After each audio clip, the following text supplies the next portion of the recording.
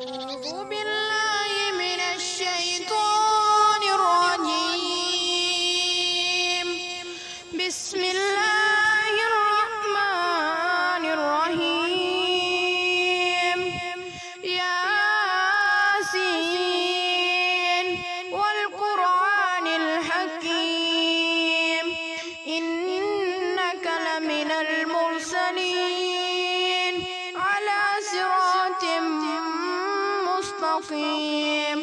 تنزيل العزيز الرحيم لتنذر قوما ما أنذر آباؤهم فهم غافلون.